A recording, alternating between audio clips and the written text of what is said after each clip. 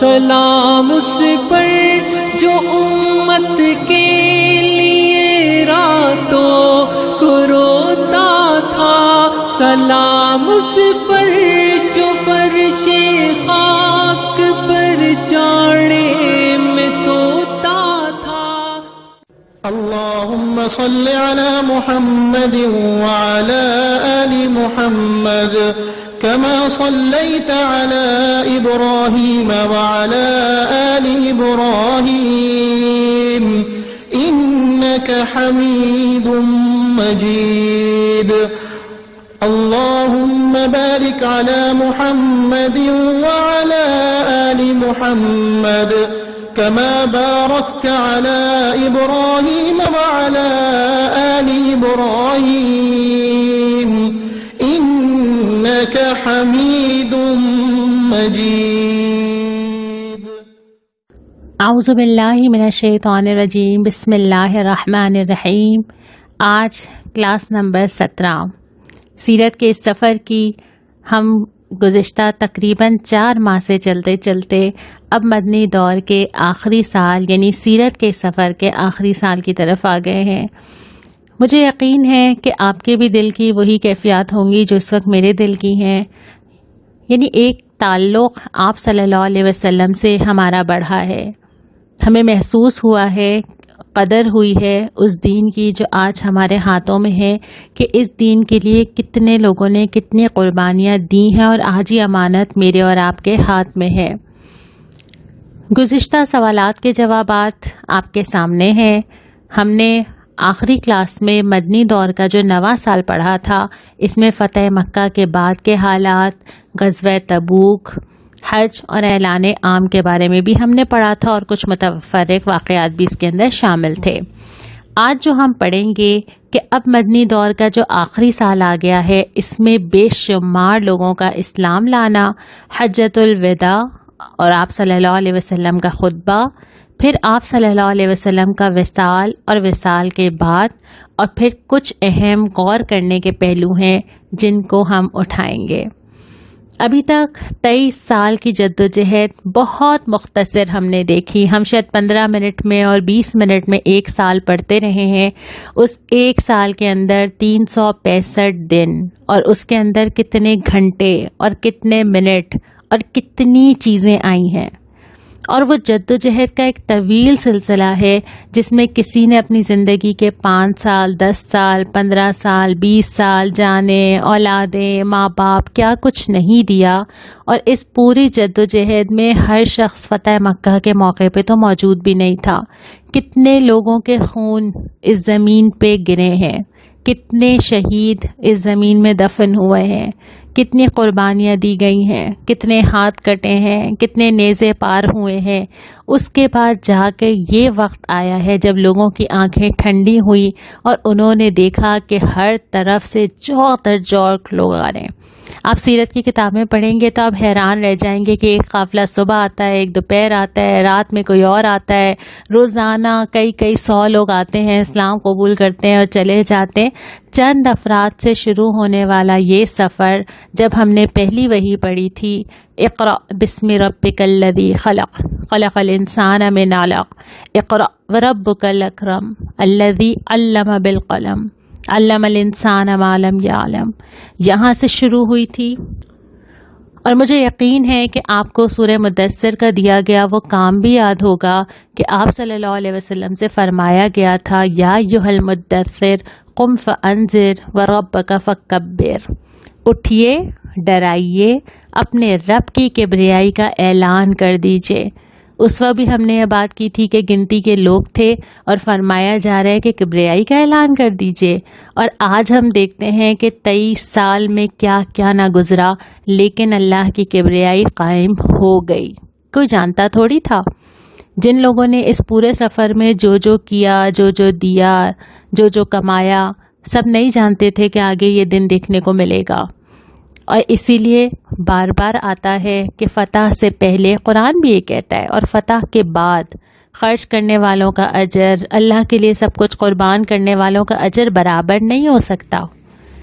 جب حالات سازگار ہوں تو نیکی کر لینا، جب رمضان ہو نیکی کر لینا، بہت آسان ہے، لیکن جب حالات سازگار نہ ہو وہی تو کمال ہے کہ انسان نے کیا کیا، اور اس کا اجر بہت زیادہ ہے۔ تو جو اجر آج مجھے اور آپ کو مل سکتا ہے جب حالات ہمیں سپورٹ نہیں کرتے، یہ موقع ہے اجر کمانے کا۔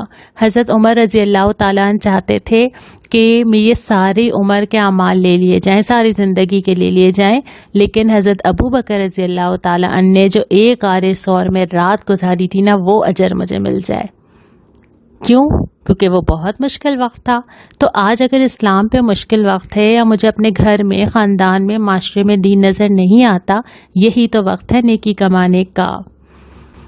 ہمیں پتہ چلتا ہے کہ آپ صلی اللہ علیہ وسلم حج کے لیے روانہ ہوتے ہیں، اعلان فرما دیتے ہیں، خوب تیاریاں ہوتی ہیں، لوگ شامل ہوتے ہیں، سب لوگ تیار ہو جاتے ہیں، سفر کے لیے روانہ ہوتے ہیں۔ ایک شان سے ایک پورا وفد مدینہ سے روانہ ہوتا ہے، مکہ آتا ہے، وہاں جا کے مناسک حج کی ادائیگی کی جاتی ہے، اور اس کے بعد پھر آپ صلی اللہ علیہ وسلم اس حج کے سفر کے دوران کئی خطبے ہمیں ملتے ہیں جنہیں خطبہ حجۃ الوداع کہا جاتا ہے۔ آپ صلی اللہ علیہ وسلم جو خطبہ فرماتے ہیں وہ انسانی حقوق کا اور اس انسانیت کے لیے ایک بہترین چارٹر ہے، اور ایک پورا سسٹم دے دیتے ہیں جس میں کیا فرمایا جاتا ہے، چند جملوں میں پوری سوسائٹی کا نقشہ کھینچ دیا جاتا ہے۔ سب سے پہلے یہ کہ انسانی جان اور مال کی حرمت حرام ہے ہر شخص کے لیے، وہ کسی کو نقصان پہنچا دے۔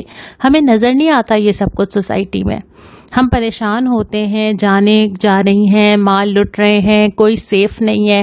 یہاں پہ اللہ تعالیٰ نے ابتدا ہی اس سے کی تھی کہ دین مکمل ہونے سے پہلے جو ہدایات کی گئی تھیں اس میں صرف عبادات نہیں تھیں، اس میں معاشرہ تھا پورا، کہ اس معاشرے کو ایسے قائم ہونا ہے، اور اسلام نے یہ معاشرہ ایسے قائم کر کے دکھایا۔ اور پھر یہ بھی کہ جاہلیت اور اس کے جتنے اثرات تھے ان سب کا خاتمہ کر دیا جائے گا، وہ ساری چیزیں ختم جو جس کی بنیاد جاہلیت کی سوچ ہے۔ ہمارے معاشرے میں وہ چیزیں واپس آ گئی ہیں، اور وہ سارے رواج واپس آ گئے ہیں جن کی وجہ سے آپس میں دل بھی خراب ہیں، معاشرہ بھی خراب ہے، خون لیے جا رہے ہیں، دشمنیاں چل رہی ہیں، خاندانوں آپس میں ٹوٹ رہے ہیں، معاشرہ ٹوٹ رہا ہے، گھر ٹوٹ رہے ہیں۔ اور اس کے بعد سود کا خاتمہ، یعنی مال کی محبت پہ ضرب لگائی گئی۔ عورتوں کا ذکر خاص طور پہ کیا گیا کہ دیکھو عورتوں کے بارے میں خیال رکھنا۔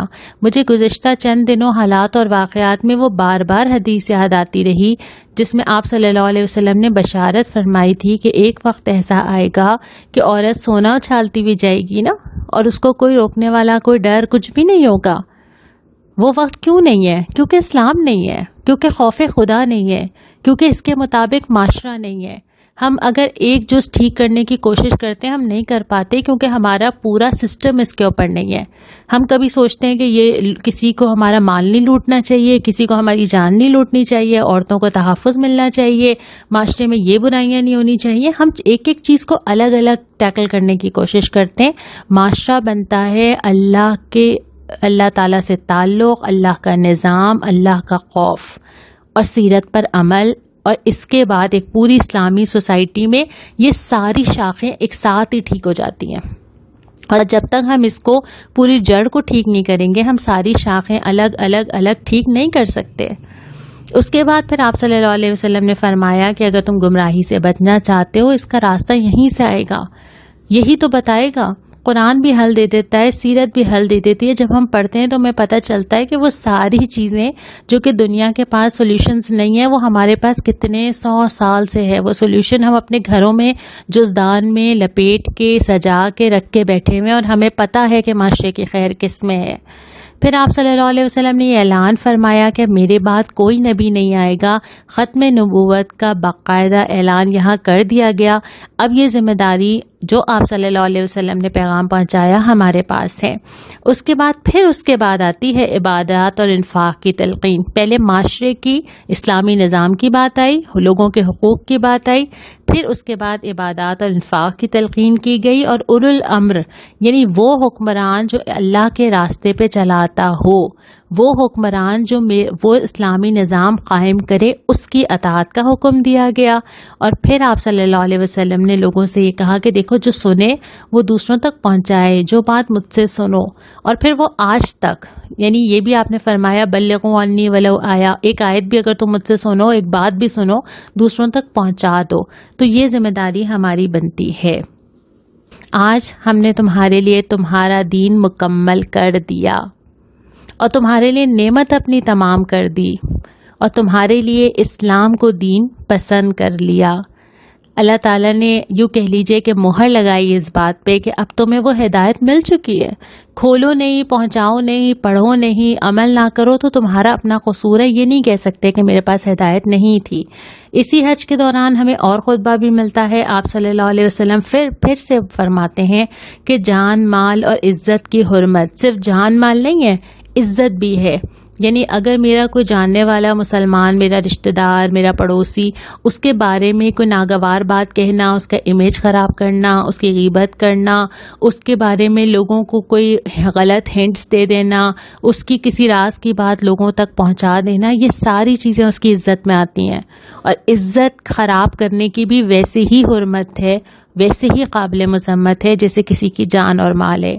پھر آپ نے فرمایا کہ دیکھو میرے بعد گمراہ نہ ہو جانا، ایسا نہ ہو. اور مجھے یہ جب بھی میں یہ جملہ پڑھ رہی تھی مجھے اتنی تکلیف ہو رہی تھی اس بات کو کہ آپ صلی اللہ علیہ وسلم نے کتنی مشقت، کتنی قربانیاں، کیا کچھ کیا ہوگا نا، کیا ہے، بلکہ ہم نے تو پڑھا ہی ہے نا. اس کے بعد آپ صلی اللہ علیہ وسلم کے کیسی تڑپ ہوگی نا کہ دیکھو میرے بعد گمراہ نہ ہو جانا. اور ہوا کیا؟ اب کیا ہوا؟ مجھے شرم آ رہی تھی اس بات سے کہ اگر اللہ کے نبی صلی اللہ علیہ وسلم مجھ سے پوچھیں کہ میرے بعد گمراہ تو نہیں ہو گئے تھے، دین پکڑا ہوا تھا نا، تو مجھے نہیں سمجھ آتا کہ میں کیا جواب دوں. اور پھر یہ فرمایا کہ جو موجود ہے وہ غیر موجود تک پہنچا دے، شاید وہ زیادہ اس کو فائدہ ہو اس سے. اور پھر اس کے بعد جو عام طور پہ رواج تھے کہ کسی نے جرم کیا ہے، کسی کو سزا دی جا رہی ہے، اس کی مذمت کی گئی کہ دیکھو جس نے جرم کیا ہے وہ کسی اور کے بہاف کسی اور کو سزا نہیں دی جائے گی. اور شیطان کی اطاعت سے خبردار کیا کہ تم بڑے بڑی چیزوں میں نہیں جاؤ گے. شیطان اسی پہ راضی ہوگا کہ تم چھوٹی چیزوں میں ہی اس کو خدا بنا لو گے. یعنی اللہ کے اطاعت کا، اللہ کی توحید کا اقرار کرتے ہوئے بھی تم یہ کام کر سکتے ہو. اس کے بعد پھر آپ صلی اللہ علیہ وسلم جب واپس پہنچتے ہیں اور ضروری امور جو روٹین کے چل رہے تھے وہ چلتے رہتے ہیں، معاملات بھی چلتے رہتے ہیں، ریاستی چیزیں بھی چلتی رہتی ہیں. اس کے ساتھ ساتھ پھر آپ صلی اللہ علیہ وسلم کی طرف سے کچھ الوداعی آثار ملتے ہیں نا، کچھ گفتگو ایسی ملتی ہے جس سے پتہ چلتا ہے. ہم اس کو بھی ابھی دیکھ لیتے ہیں کہ وہ کیا تھے. پھر بیماری اور وفات، اور پھر نماز جنازہ، اور پھر آپ صلی اللہ علیہ وسلم کی تجہیز و تکفین، اور پھر خلیفہ کا تقرر بھی ہم دیکھ لیتے ہیں. الوداعی آثار یہ تھے کہ معمول سے ہٹ کے چیزیں ہوئیں. جیسے آپ صلی اللہ علیہ وسلم ہمیشہ 10 روز یا کم اعتکاف میں بیٹھے، لیکن اس سال 20 روز اعتکاف میں بیٹھے. پھر جو خطبات اور گفتگو تھی اس میں کئی بار یہ اشارے یا اس طرح کی چیزیں آئیں جس میں لوگوں کو یہ لگا کہ اچھا آپ صلی اللہ علیہ وسلم ایسے کیوں فرما رہے ہیں نا. سورہ نصر کے جو الفاظ سے اللہ تعالیٰ نے قرآن میں نازل کیا کہ تم دیکھو گے کہ لوگ جوق در جوق آ رہے ہیں دین کی طرف، لیکن اب کرنا کیا ہے؟ فسبح بحمد ربک واستغفر انہ کان توابا. آپ صلی اللہ علیہ وسلم کو تلقین کی جا رہی ہے کہ رب کی تسبیح بیان کریں اور اللہ تعالیٰ سے استغفار کریں. اس سے بھی اندازہ ہو رہا تھا. پھر آپ صلی اللہ علیہ وسلم تشریف لے کے گئے، شہدائے احد کے لیے دعائے مغفرت کی، ایک لشکر تیار کیا جس نے جو ہے وہ جا کے جو لوگ زکوٰۃ دینے سے انکار کر رہے تھے ان سے مقابلہ کرنا تھا، اور حضرت اسامہ کو اس کی سربراہی دی گئی. تو ہنٹس ایسی مل رہی تھی لوگوں کو کہ اب ایسا لگ رہا ہے. اور کچھ لوگوں نے اس کو مینشن بھی کیا، کہیں کہیں ذکر آتا ہے کہ حضرت ابو بکر رضی اللہ تعالیٰ نے یہ بات کہی، اور وہ محسوس کر رہے تھے کہ اچھا اب روانگی کا اشارہ ہے. اور اس کے بعد پھر ربیع الاول کے مہینے میں تقریباً 13 دن کی یہ بیماری رہی. آپ صلی اللہ علیہ وسلم بیمار ہوئے، مرض میں شدت آتی ہے. اور اس کے بعد پھر جو آخری کے ایام آتے ہیں اس میں ہم دیکھتے ہیں کہ آپ پہلے تو یہ تلقین کر دیتے ہیں کہ دیکھو قبور کی عبادت نہ کرنا. آپ یقین کیجئے کہ میں نے جتنی ہدایات اس آخری لیکچر میں پڑھی ہیں نا آپ صلی اللہ علیہ وسلم کی، ایک شرمندگی ہے جو میرے اوپر طاری ہے کہ آپ صلی اللہ علیہ وسلم کے سامنا کیسے کریں گے، کیا کہیں گے، کیا جواب دیں گے. آپ نے فرمایا کہ دیکھو قبروں کی عبادت نہ کرنا، بلکہ یہ بھی ایک اور جگہ مجھے الفاظ میں نے پڑھے تھے کہ قبر کو میلہ گانا بنا لا. ہم نے تو ربیع الاول کے پورے مہینے کو ہی میلہ بنا دیا ہے. اور اس کے بعد پھر انصار کے ساتھ حسن سلوک، جہاں پہ ہم نے پہلے بھی بات کی تھی نا کہ انصار اور مدینہ شہر کا بہت بڑا رتبہ ہے کہ ان کے ساتھ حسن سلوک کی تلقین ہے۔ پھر اس کے بعد ایک اور جگہ میں مشرکین کو وہاں سے نکالنے کی، حرم سے نکالنے کی بات ہے۔ پھر جو وفود آ رہے تھے ان کی عزت اور مہمان نوازی، اور پھر قرآن سے تعلق کی تلقین ہے۔ یہ آپ صلی اللہ علیہ وسلم کی وصیت ہے، قرآن کو پکڑ کے رکھنا، اور اسی سے ہدایت ملے گی، یہی بتائے گا کیا کرنا ہے۔ اس کے بعد پھر ہمیں بالکل آخری دنوں میں ملتا ہے کہ آپ صلی اللہ علیہ وسلم آخری نماز کی امامت فرماتے ہیں، اور پھر 10 ربیع الاول کو حضرت ابو بکر صدیق رضی اللہ تعالی عنہ کو ہدایت فرماتے ہیں کہ وہ امامت کروائیں۔ گویا آپ صلی اللہ علیہ وسلم اپنی جگہ یہ اشارہ بھی دے دیتے ہیں۔ اور اس کے بعد آپ صلی اللہ علیہ وسلم غلاموں کی آزادی کی تلقین، ہمیں ایک نصیحت ملتی ہے۔ اور پھر 12 تاریخ کو جب میں نے یہ جملہ پڑھا نا، میں محسوس کر پا رہی تھی، مجھے لگ رہا تھا کہ شاید میں ویژولائز کر رہی ہوں وہ منظر کہ آپ صلی اللہ علیہ وسلم نے دیکھا کہ امت جو ہے وہ نماز پڑھ رہی ہے تو آپ مسکرا اٹھے۔ کیا کیا یاد آیا ہوگا نا، یا کتنا سکون یا کتنا اچھا لگا ہوگا یا کتنی خوشی ہوئی ہوگی نا۔ اس کے بعد آپ صلی اللہ علیہ وسلم کے جو آخری الفاظ ملتے ہیں وہ نماز اور جو تمہارے غلام ہیں یا جو جن پہ تمہارے اختیار ہے ان کے بارے میں نصیحت، اور پھر اللہ سب سے اچھا ساتھی ہے، اللہم رفیق الاعلی، یہ الفاظ ہمیں ملتے ہیں۔ اور پھر آپ صلی اللہ علیہ وسلم خالق حقیقی سے جا ملتے ہیں۔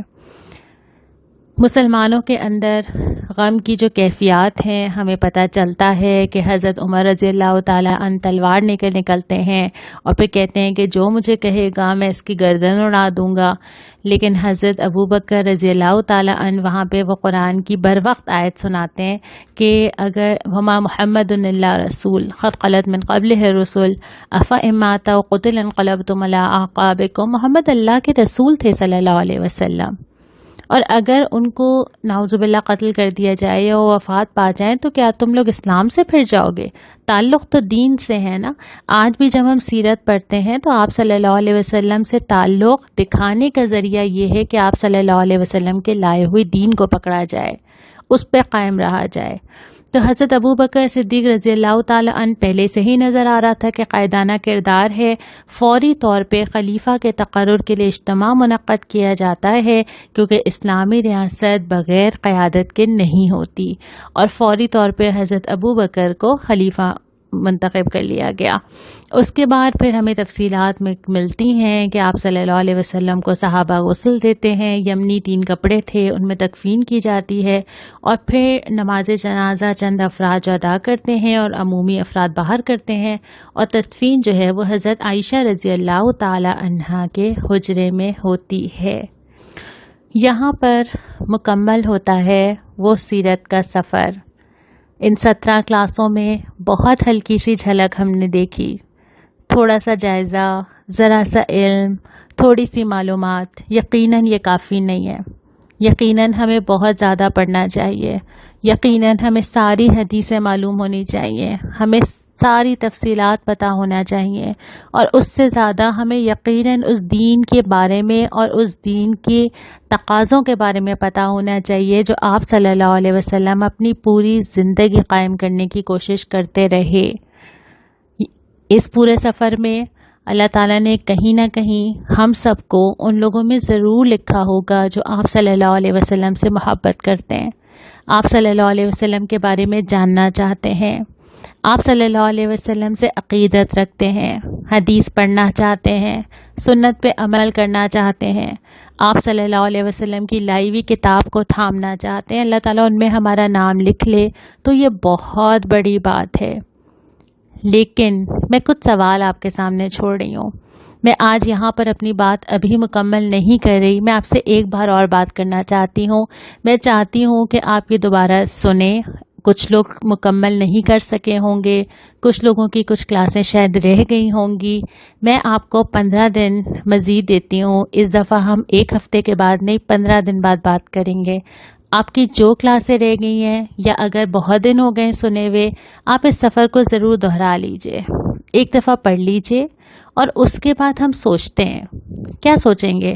ہم نے یہ پورا مطالعہ کیوں کیا ہے؟ کیا یہ تاریخ تھی کہ ہمیں معلوم ہو جائے؟ بہت سارے سوال آتے ہیں کہ اس کی تفصیل بتا دیں، وہ کتنے تھے، اس کی تعداد بتا دیجئے، فلانا جگہ لوگ کتنے شامل تھے، کیا لشکر کی تعداد یہ تھی یا یہ تھی. ان ساری چیزوں کو 2 منٹ کے لیے بھول جائیے. ہم نے سیرت کا یہ مطالعہ کس لیے کیا ہے، اس پہ ہم غور کریں گے. دوسری بات یہ کہ اس پورے سفر سے ملا کیا ہمیں، کیوں پڑھا، کیوں وقت لگایا، کیوں اتنے ہفتوں سوال نامے بھرے، کیا ملا. اور پھر یہ کہ آپ صلی اللہ علیہ وسلم سے کیا تعلق اتنا ہی ہونا چاہیے کہ سنتے جائیں اور خوش ہوتے جائیں؟ کیا تعلق مطلوب ہے؟ کیا ہونا چاہیے؟ کیا ویسا ہی ہے؟ اور پھر یہ کہ آپ صلی اللہ علیہ وسلم نے تو اعلان فرما دیا کہ اب کوئی نبی نہیں آئے گا. آپ صلی اللہ علیہ وسلم کے امتی ہونے کی حیثیت سے اب مجھے کیا کرنا چاہیے؟ کیا میں یہ اپنا کام مکمل کر چکی سیرت پڑھنے کے بعد؟ بس یہی تعلق مطلوب تھا، کر لیا بس؟ کیا کرنا ہے، کیا کرنا چاہیے تھا؟ یہ سوالات میں آپ کو دے رہی ہوں، اس پہ خوب غور کیجئے. اور 15 دن کے بعد انشاءاللہ تعالی ایک اور کلاس میں ہم اس کے جوابات ڈھونڈنے کی کوشش کریں گے. ایک دوسرے کے لیے دعا کیجئے کہ اللہ تعالی ہمیں ویسا بنا دے جیسا کہ آپ صلی اللہ علیہ وسلم کے امتی کو ہونا چاہیے، اور اللہ تعالی ہم سے راضی ہو جائے. السلام علیکم ورحمۃ اللہ. سلام اس پر جو سچائی کی خاطر دکھ اٹھاتا تھا، سلام اس پر جو بھوکا رہ کے اوروں کو کھلاتا تھا.